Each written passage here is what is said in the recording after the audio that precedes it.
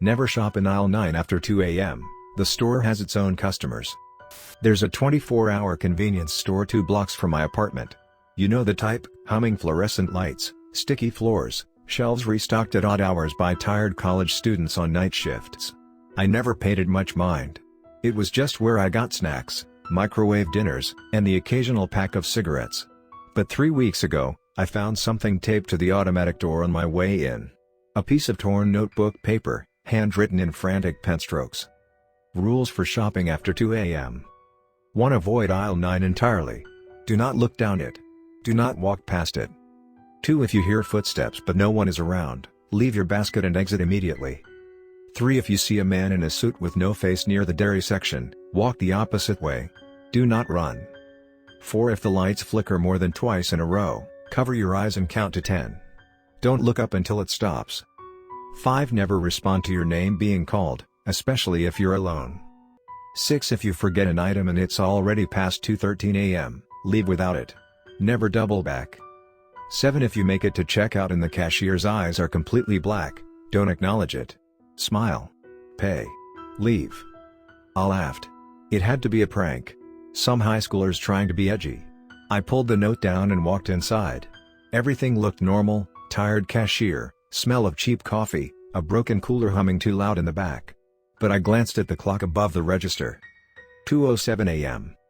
And then, curiosity got the better of me. I wandered past aisle 7, then 8. And then paused at the corner of aisle 9. It was too quiet.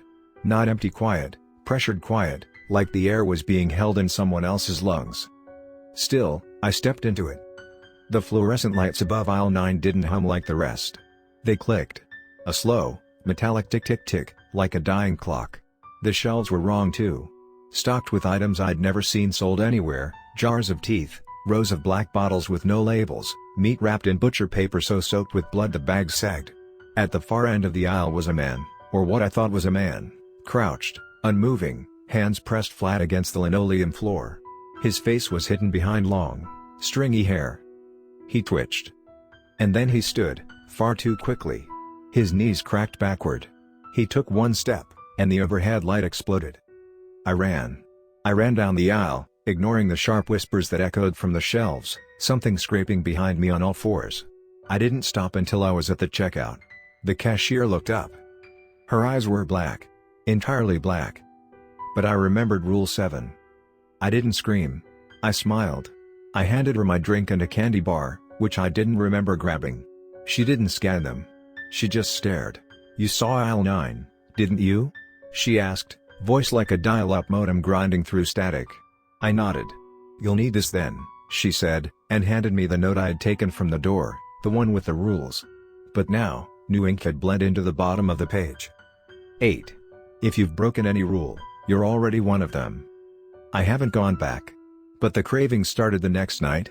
I wake at exactly 2:13 a.m. every morning, hungry, sweating. The craving isn't for food. It's for aisle 9. For what's on the shelves. Sometimes I hear the hum of those flickering lights under my floorboards. Sometimes I think I hear someone calling my name from the hallway outside my apartment. I moved last week. It followed me. Last night, there was a piece of notebook paper taped to my fridge. I didn't put it there. I'm sure of that. I hadn't unpacked much, just the essentials: mattress, kettle, toothbrush, but there it was, fluttering slightly from the fridge's hum, that torn notebook page. Same scrawled handwriting. Same rules. Except now, one more had been added at the bottom in fresh ink that was still drying. 9. It doesn't need the store anymore. Now, it needs a door. Any door. I didn't sleep that night. I couldn't. Every creak in the walls, every whine of the old pipes was a potential whisper from something I couldn't see. I shoved a chair under the doorknob, locked every window, unplugged the microwave just in case. But around 2:13 a.m., my bedroom door, the one I knew I had closed, swung slowly open. Nothing was there at first. But I felt it. A pressure. Like the oxygen in the room had been replaced with something heavier, metallic, wrong. I stayed under the blanket, shaking like a child. And then came the sound I now dread more than anything. Tick. Tick. Tick. Like fluorescent bulbs cracking under their own heat. Like something electric and old trying to wake up. It came from inside my closet. I didn't open it. I couldn't.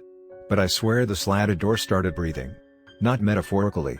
It inhaled, long, rattling, wheezing, and exhaled so hard my lamp flickered. The next day, I bought heavy-duty padlocks. Salt. Chalk. Anything Reddit threads about hauntings said might help. I drew circles. I burned sage until my fire alarm screamed. But the following night, there was another note. Taped this time to my bathroom mirror. Same rules. Now a new one, number 10. 10. It gets closer every night you ignore it. Sooner or later, you'll buy something.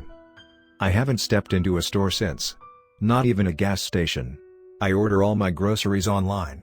I threw out my fridge, just in case. But it's not about stores anymore. This thing, whatever escaped aisle 9, is adapting. Evolving. It started mimicking my voice. At first, it was from the hallway, soft and stuttering. Then, last night, I heard my voice from under the bed. Whimpering. Begging. Saying don't let it in. It's wearing your face. I looked down.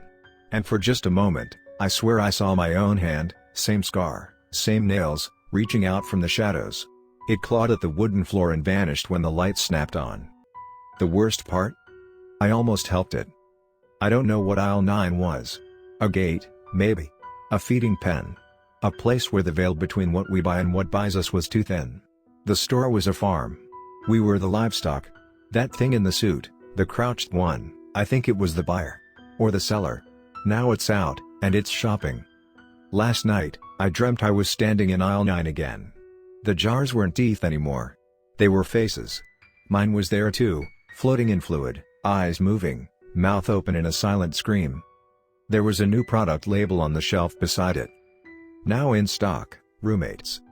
This morning, there was a knock at my door. I didn't open it. But when I looked through the peephole, I saw someone wearing my exact face. Smiling. Holding a shopping basket. And inside it? A crumpled piece of notebook paper.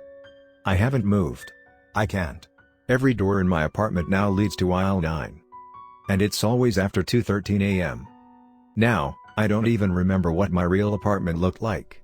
The floorboards here creak in a different rhythm, a rhythm that sounds suspiciously like footsteps pacing just below my feet, even though I live on the top floor.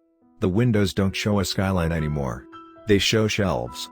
Long, endless shelves stretching off into blackness, stocked with objects I've never owned but somehow recognize. A stuffed rabbit I lost when I was 5.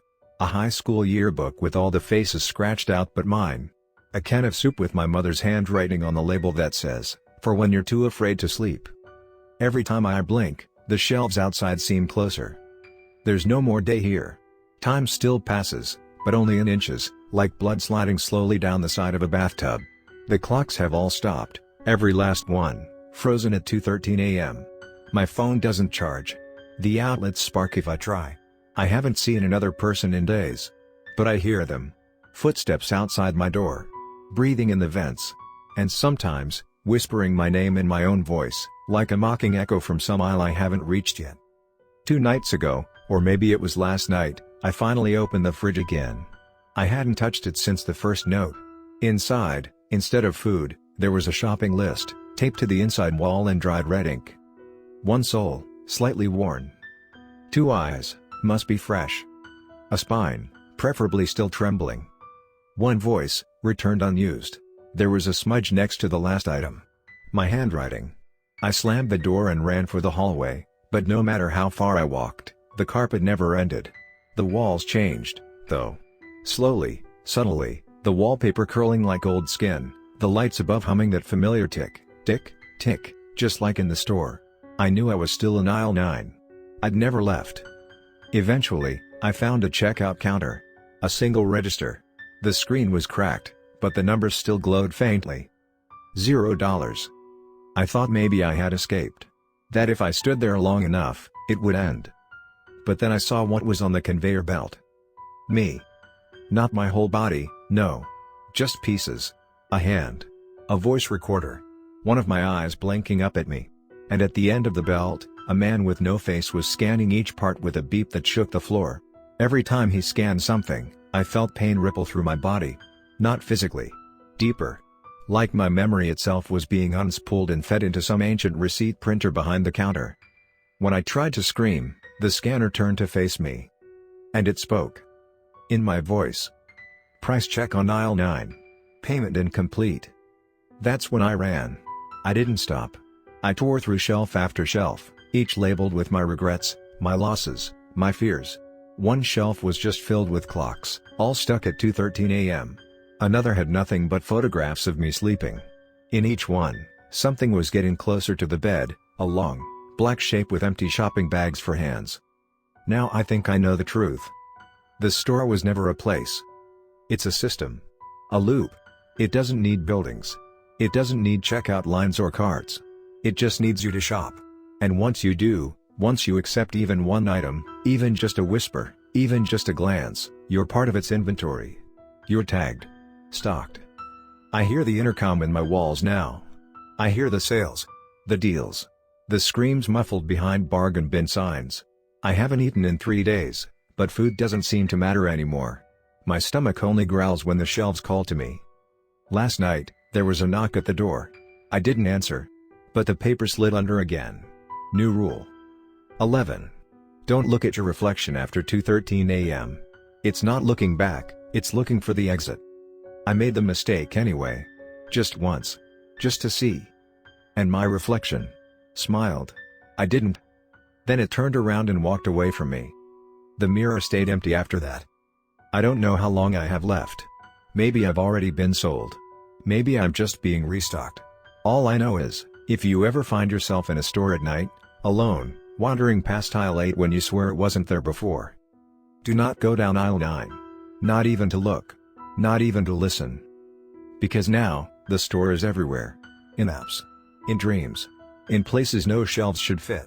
And if you see something on sale, even something that seems free, know this. You're not the customer anymore.